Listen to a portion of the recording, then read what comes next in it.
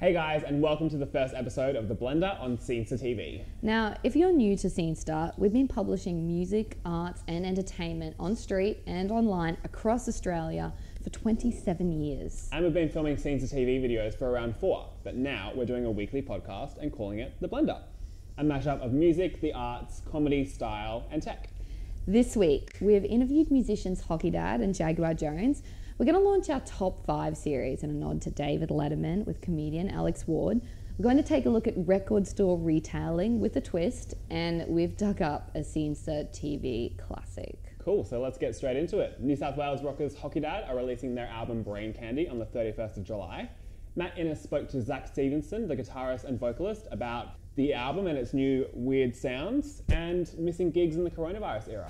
Zach Stephenson from Hockey Dad, thank you very much. I thought I'd just start with how you're handling the new world of not so live music. Yeah, it's been strange. We're in a good spot, luckily. We can, just hang out. I'm just sitting outside. I've been out here all day.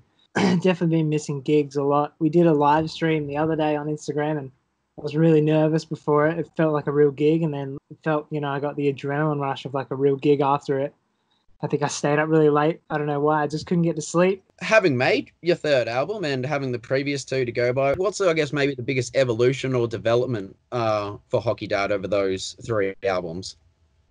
I guess songs probably come together in different ways. The first EP and the first record, it was a lot of just me and Billy, like, in the same room making a lot of noise, trying to find songs that way.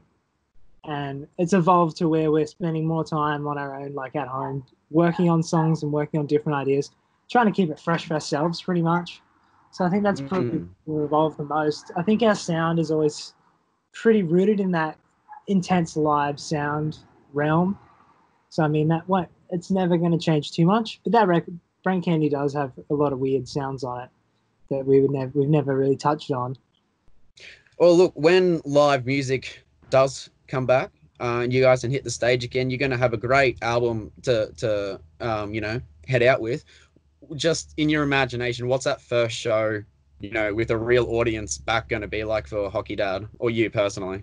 Going to be good. I probably won't wear like in-ear monitors. I'll probably take them out, take my plugs out and turn it really loud just to get the full experience again. Probably soak myself in beer, get really wasted at the end. I don't know. It's going to be a full blowout. I can't wait. So are you finding yourself, practicing new skills, even non-music related would be interesting? Yeah, all the time. I bought a lap steel guitar a little while ago and I've just been trying to get that sound, get that going, try to learn like the basics of a lap steel and trying to get that pedal steel sound with it. I've set myself the challenge of learning Arpeggios from Hell by Andre Malmsteen, and it's a string shitter. It's not going very well, mate. Not that deep yet. Look, to be honest, mate, I think we've really come to the end of stuff. Unless there's something you'd like to add about, a message to fans or anything about Brain Candy that I might have missed, mate. Yeah, message to fans: just hang tight. We'll be coming back with a vengeance. And yeah, it's not going to be long until it's out, Brain Candy. So when you get it, enjoy it. Don't take it too seriously. It's just a sweet treat. It is candy. And have fun with it. We'll see you on the road. I need a pair of those sunglasses so badly. I know, agreed. I don't know where you'd get them. I do know that if you want to get your hands on some actual Hockey Dad vinyl or merch, who are you going to call? Our guy on the ground, Matt Innes, has been into an iconic record store to see what's up when the chips are down. So, how long have you actually owned Rockinghorse Records? We were only talking about this morning. It will be 45 years in the end of May. It's a very valuable service at the time for Brisbane music. Well, it was. There was nothing available, and that's what got me into it. I was a kid that I was in Sydney, and I'd hang around what was called the Vinyl Jungle, which was Martin's record shop, and there was another one. Ashwood's, of course, and Martin's would be getting in these really glossy, beautiful import copies of Neil Young albums and stuff like that. Right. And you think, my God, why have I got this crappy sort of, one-dimensional thing when it comes with a fold out, and it's a nice stiff art paper, and it's got a special lyric insert. And just think, we're being shortchanged here. After 45 years, Warwick, I doubt you've seen quite a downturn as you have these days. No, this is a new reality, but it's a challenge. But so far, so good. Well, for a store that very much does depend on physical contact and coming to get your product, how are Rockinghorse Records sort of adapting to keep business going at the time? We've got a variety of ways. Our internet has picked up enormously, and we have a drive-by scenario where they can actually drive up the mall. Tell me a little bit more about that. So people order in and they can, it's simple. Like they just give us a call, and we've given them all a nice little map, and so they can't make any errors. They just come up the mall, and we run out with their package. Man, those guys have been open for more than 40 years, and I can see why. Now, creating the blender has given us a golden opportunity to look back on the scenes of TV archives, and we just had to share this next clip, which can only be described as complete chaos brought on our own Tim Burns by Melbourne comedy trio Aunty Donna. Check it out. We're probably good to go. Yeah. I just definitely in. I just want to make sure because we have to move things around and make the. Oh just boy! Start with no one can see me, but start. Go on. Well, we're here with Aunty Donna. Don't talk until you've got.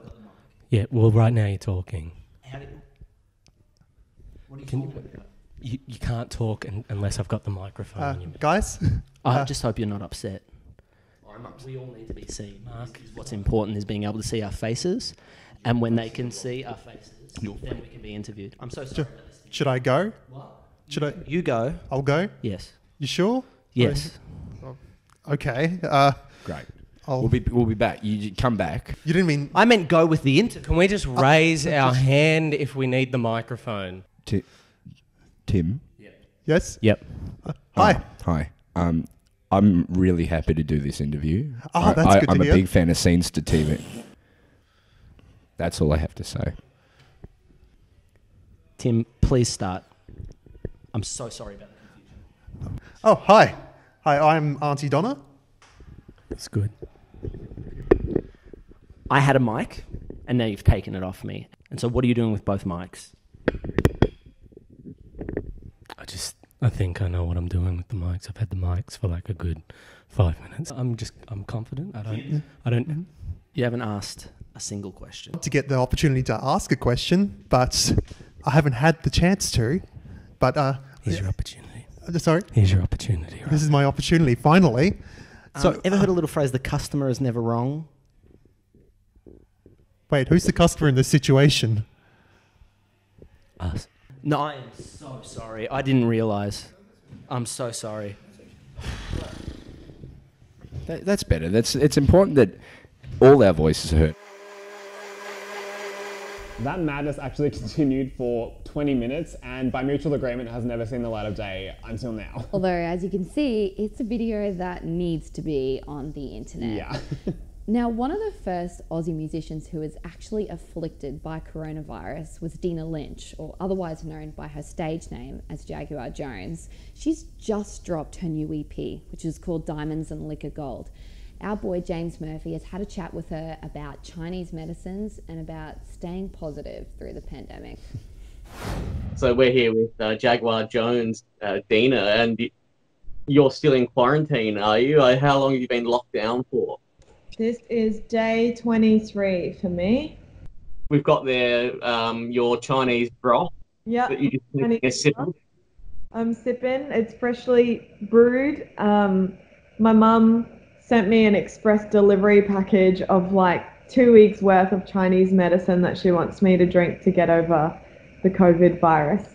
And she's written like really cute notes on how to make it because I've never even made my own Chinese medicine before. Thanks, Mum.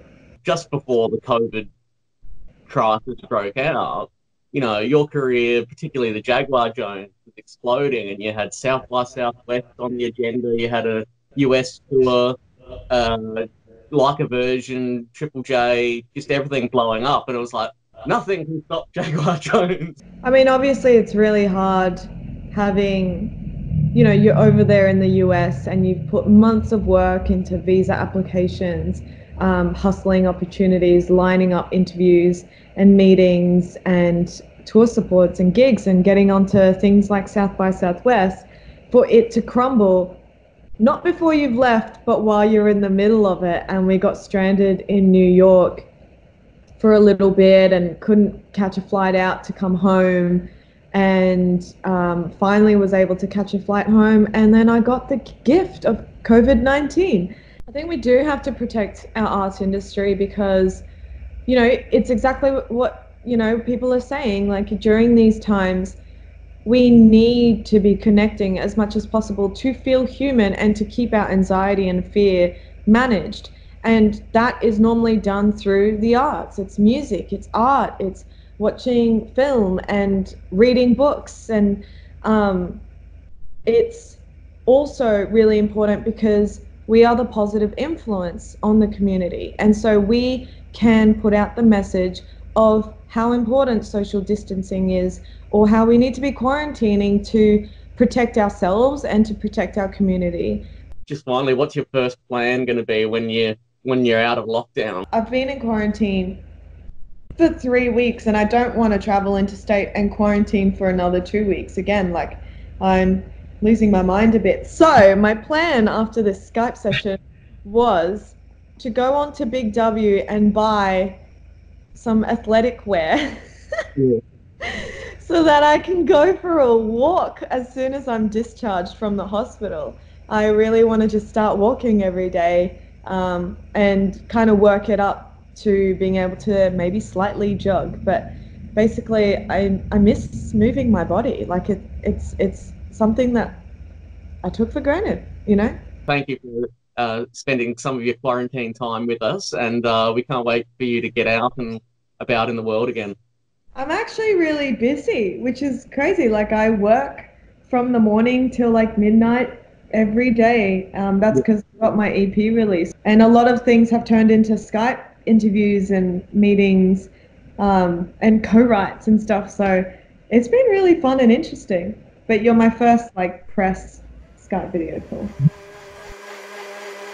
You know, if Dina actually does take over the world, I'll happily surrender. Now, to take us out, a regular feature on The Blender is going to be our top 5 section. Big thanks to Aussie comedian Alex Ward for providing us with 5 things she found in her neighbour's garbage. Hey guys, I'm Alex Ward and this is my top 5 things that the neighbours threw out. So number 5, this broken pencil here. Get a good look at that. Perfectly good. So wasteful to throw that out.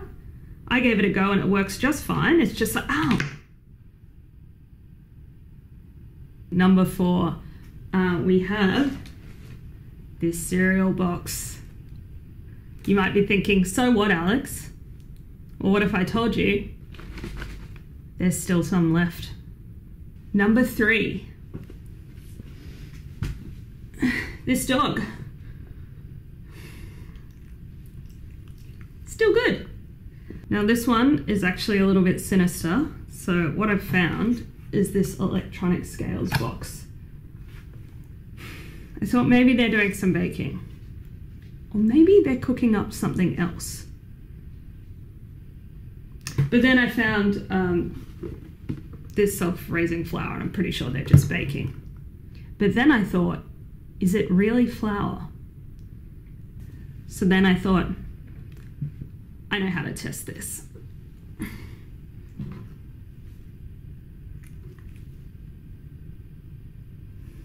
It's flour. Some opened mail. I'm thinking some cash on grandma they missed, maybe? So let's have a look what we've got here. Oh, hang on. This is mine.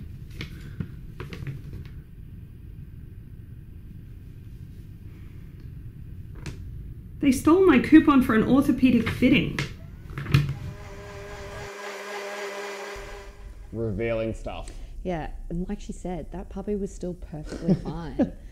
So that's a wrap of this week's episode of The Blender on scenestr TV. And if you've liked what you've watched, don't forget to subscribe for next week's episode with all new content from across Australia. See you guys. Bye.